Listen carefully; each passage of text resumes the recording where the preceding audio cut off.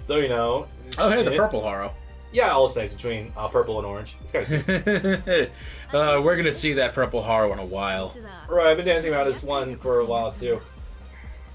The fans have come up with a fun term for Gundam 00 Opie. Yeah. And allow me to share why. I wasn't expecting this while I was watching that. You can find this just straight up on the 00's wiki page under the trivia section, so if you want to put that in here. So during one of the skirmishes, I forget which one it was offhand, essentially, Sumerage sets out of this fucking car, and she's wearing this, like, shirt. Or is it a dress? I don't remember which one it is.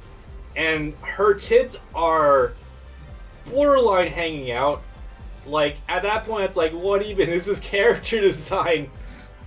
Like, most attractive woman we've ever had in a Gundam series, period. And one of the probably the best written. Yeah. But we also just stuck her in this.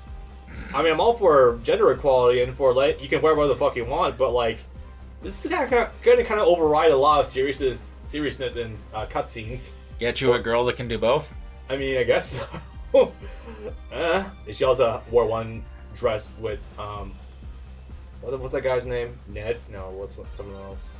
Billy, that was it. With Billy, that also was kind of the same thing. Like, how did this pass for broadcast? Oh my god.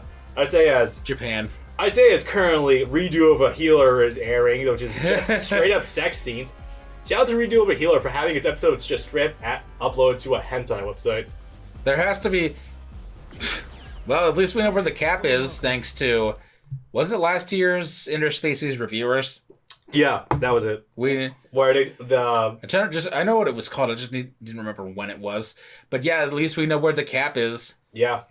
I'm gonna be that guy right now. Fuck the people saying that was Funimation's fault. It was cut from Japanese TV broadcast as well, you fucking morons. Literally, how would a Texas-based dub company have any effect on something that happens all the way in Japan? Christ on a bike, guys, get a life. Also, the sex scenes were added for the anime. They were not in the manga, so no, they literally could not have done any prior research to find that out. We're talking about the Species Reviewer? Yeah. Oh, I didn't know there was full-on sex scenes, okay. Yeah, that was the problem, was they were just straight up showing full-on sex scenes, but those were added for the anime. Those were not in the manga, and being produced on a week-to-week basis, you're not going to find that out ahead of time. No. Especially during a simuldub production. That would go off, absolutely, because I think I'm in the mood to try to shoot for 100. It's absolutely not impossible, but given that this is emulation and the dead zone for the analog stick is not completely aligned to what it should be, this might get a little complicated. Oh, but yeah, like there. I fucked up. Action movie level 3. By the way, all these things he's doing are things that have actually happened in the show. Oops. I goofed. There are no goofs in the show. Good. No goof is the Rombarol suit. I know. That's it. I'm saying that as in, oh good, we're not doing it a seat again. This is unique. No awesome. Zaku, boy. No Zaku. He only says it's no Zaku, my friend, in Gundam 3. That makes me sad. For record, by the way... That character in Destiny got his own special recolor of the Destiny Gundam, and it's orange. And that wouldn't be... Under normal circumstances, that wouldn't be a big deal, and that wouldn't happen, except for the fact that that character was voiced by TM Revolution, so that's why he got a special variant Destiny color. Desert Shark guy? Or are we talking about the... Okay. The guy in C Destiny is... What the fuck is his name? I know who you're talking about. Heine Westenflus. He's Destiny, who's the friend of Atherin at like the very beginning, and then he dies like very fucking quickly. No, this happens halfway through Destiny. There's another guy, also voiced by TM Revolution, that dies in like episode 2 of the original Seed. But TM Revolution gets another character that dies pretty quickly, and he pilots a goof, which is orange, and then he gets the Nozaku. This happens halfway through Destiny. And because it was another special TM Revolution promo, they gave him his own special orange Destiny model. Because of course they did. I mean, wouldn't you want to give something special? Wouldn't that? No. I mean, I love TM Revolution. I absolutely do. But like his fingerprints are all over Seed. Holy shit. There are no limits in 2012, we got the Linkin Park GPO2 Full Burnin' Gundam. Oh my god, that did happen. Yes. And in the PS2 video game, or PS3 2012 game, Mobile Suit Gundam Extreme Versus Force, Linkin Park did the opening for that game. They licensed out a song of theirs, which I'm going to look up real quick. 4, 5, 6, 7, 8, 9. Booyah! There we go. Which is called The Catalyst. I'm about to fucking max out. Has kneeled so hard. How apt. They were partners for Season 1. And they got along relatively well until Setsuna said something he maybe shouldn't have. The fact that he was part of the terrorist organization that killed Neil's parents, yeah. Because apparently Ireland is right next door to Iran. Oh, wait, is this the mission I'm thinking of? Oh, this might be a hard one. I'm not gonna fail this, but I'm gonna feel like I probably should have brought along my maxed out T-area with me. So there's one mission in this game that is a little bit notorious where you end up fighting both Coleslaw and Aliyah at the exact same time. It's a little on the tough side. Oh, there's a couple of them. So I've heard... Oh no, it's a regular battle. I've heard the Exia in this game described as a PvP machine, which is essentially... Actually, I got that from the GameFAQs entry, funny enough. So he's Virgil? No, Virgil has Judgment Cut end, in a way. Essentially what this means is Older that... Virgil. Older Virgil? Older games Virgil. Oh, yeah. Yeah, you could essentially say that. Essentially, Setsuna dominates one-on-one, but because of his kind of bad projectiles, he doesn't do greatly against multiple enemies, in my opinion, which I think that kind of holds weight by now. Yeah, it's not fantastic, which is funny because I'm not going to rebut you. I played with the 00 in the score attack mode. I actually got all the way to like level 80 out of 100 on my first try playing it. And I'm just like, huh, yeah. Yeah, this is actually handled way better because he shoots 2 blasters at once, so double firepower. I guess also speaking of the Exia, I'm just gonna say that the Exia might be one of my favorite like protagonist mechs ever, by the way. That's fair. Like, it's a really cool suit. Should we? Oh, I should mention this. There's not a lot of other opportunities to talk about 00, so I'm just kind of nutting over this right now. Your favorites? Well, that too. Also, the fact that Sunrise, there he is. Sunrise was bitching to the director about the asymmetrical Exia and how to all of the suits. All the suits? I thought it was just the Exia. No, I'm pretty sure it was all of them are asymmetrical. Like the shields on the Dynamis are different sizes. Oh my god, I think you're right. I'd swear there's that something with the Virtue also. The Arios also has guns in different places. Ooh. Yeah, that'll do it. Okay, so this mission is mission 4, by the way. We're already on 4 out of 10, by the way, for Otto's character. So don't worry about that. I'm making short work of it. This mission is a little bit notorious because there's no real like givens as to how to deal with like multiple enemy bosses at the same time. Is the orange bar your health? The orange bar on the bottom left is my health. The green bar on the bottom right is my stamina. If I boost or if I shield. Top left is of course radar. I think that was kind of self-evident. Oh god, here we go. Yeah, it can also initiate QTEs against you, but if you're good with them, then you won't take any damage. Go. So you're able to enjoy these in their entirety. I can't watch them for shit because I'm focusing on just fighting them. Ah, fuck. Okay, back up. Why not use your multi-killer? Your O-Gauge. Yeah, I probably should, actually. See, the problem with the O-Gauge, however, is that it doesn't do a lot of damage against bosses. It's only really good as a crowd killer. That would seem to be pretty useful right now. Yeah, you are absolutely right. I am getting ganged up on by a lot of enemies all at once. Yeah, I probably should have picked the area for this one. I didn't realize what mission it was. Oopsie. Good. So the thing about the base flag, the one that Coleslaw is piloting, that I always thought was sort of weird about it was like, it feels like they actually did compress what feels like a fighter jet into an actual human form, and it just always looked off to me. I think I can see where you're coming from with that, actually. Yeah. If you can get him on screen for a second, his light blue one, like Yeah. it feels very much like that at some point in time, somewhere along this thing's development, this thing was a plane. I think you're right, actually. Yeah. Like when you think of it like that. It's like you gave actual legs, not the landing wheels, legs to a plane. Yeah, I can see that. I just remembered that one of the good boss killers using the Exia is just your straight up long reach attack. It's the throwing knives move. Which is funny for you right now, considering you're watching Seed and the Strike Gundam keeps doing it every 5 fucking minutes. Actually, no. He's only used. I think the daggers are called Armor Schneiders, and he's only used them 2 or 3 times in 25 episodes. Wow, really? Yeah, and it's he used them in the very first episode because there was a physical weapon, and he couldn't figure out immediately in the first episode how to turn the beam saber or the beam gun on. So he's like, well, I have physical knives. They're tiny, these little daggers, but I have to use them. And so he stabbed the Jin in the shoulder, and it just stopped functioning.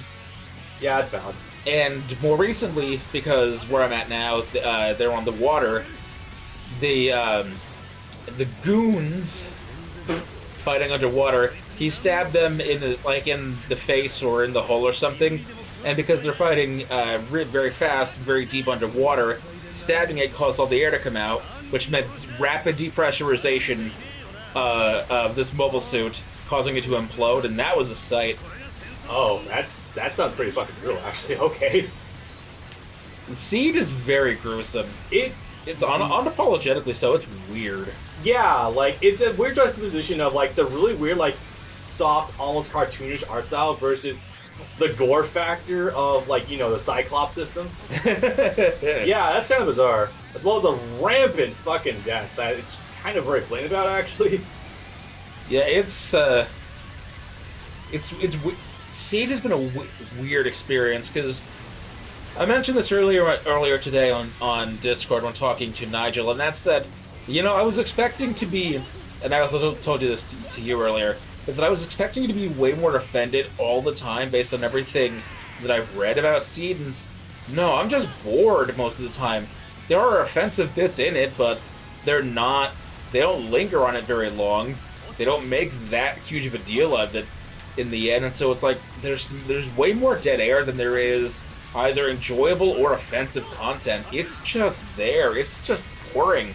And in 25 episodes, they could easily compress that down into 10 episodes, maybe even less, for as little as what happens. Yeah, I think I see where you're coming from with that. I guess that's one thing that the OVA did do, right? Is that it never felt like it had dead air. But it was like to the opposite extreme, where we're not going to explain anything. Always happening, yeah. Well, we're also not going to explain anything either. He's blocking.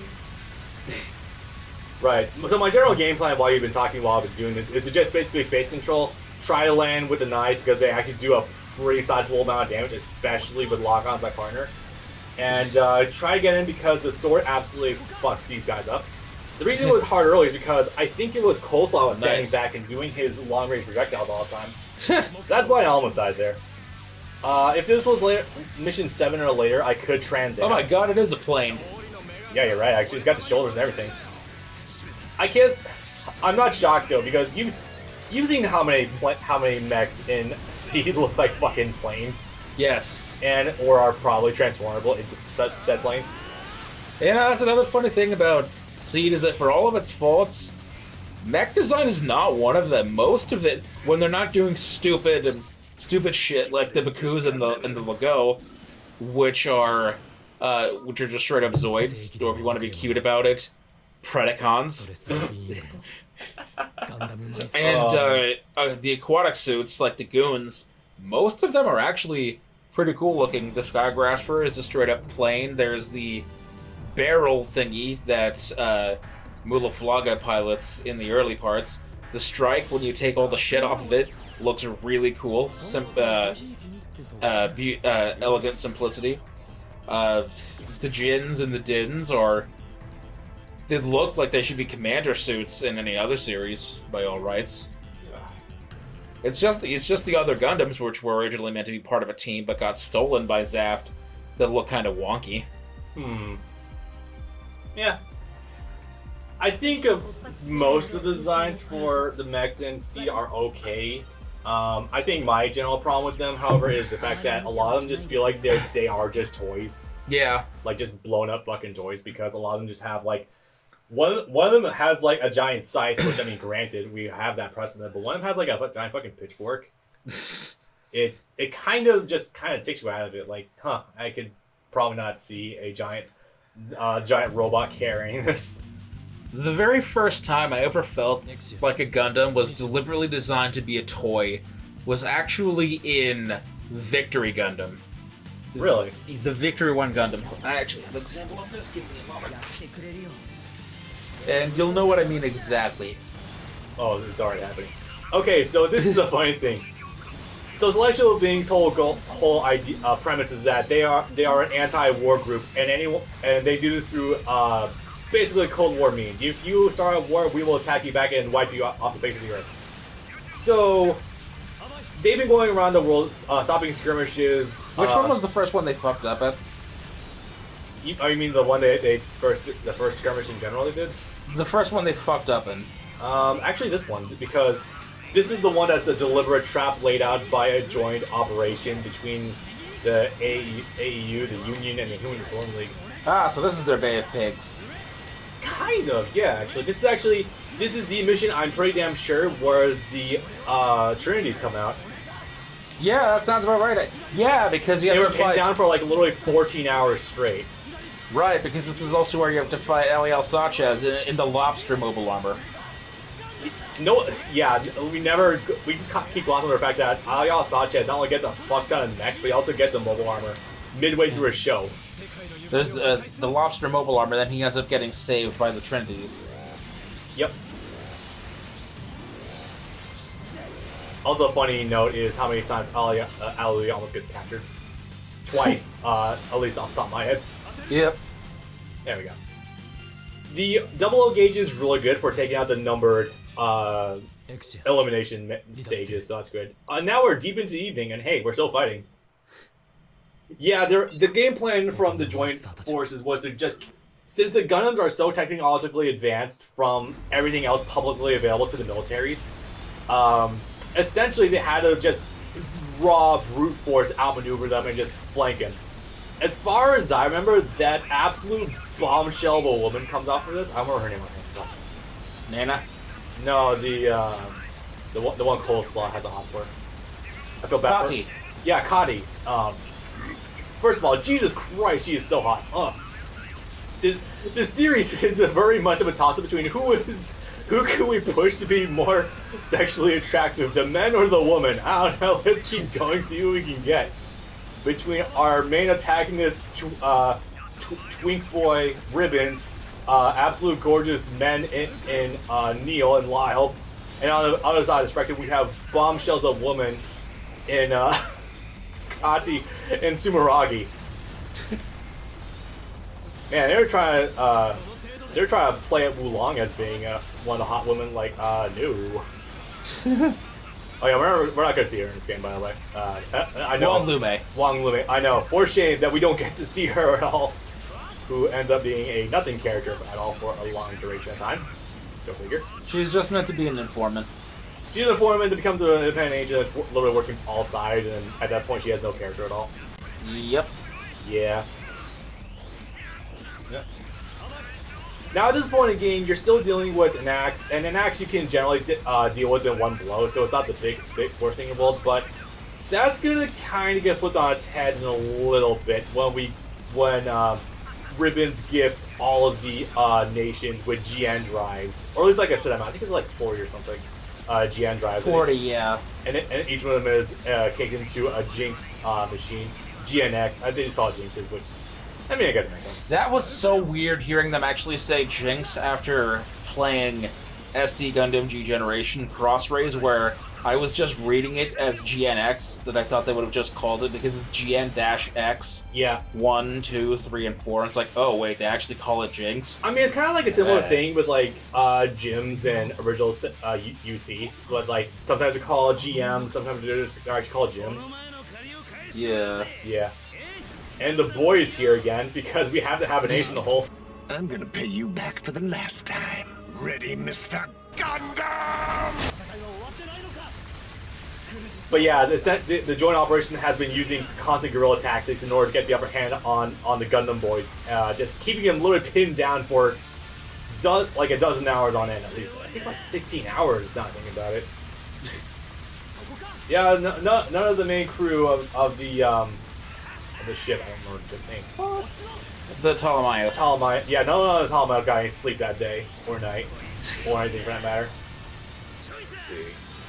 Yeah, trying to deal with Alia on this thing is a fucking pain in the ass. Hang on. I can't escape that.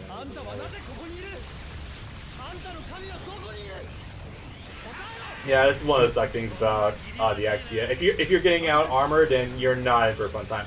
You can keep using the throw knives, which is really nice. They do a good amount of damage, but you have to sacrifice your shield for a few seconds for that. Well, I say a few seconds, but really just like a second. He's already halfway dead, but I'm taking way more damage than I should have right at this point. You really just gotta block those fucking electrical shocks. Yeah.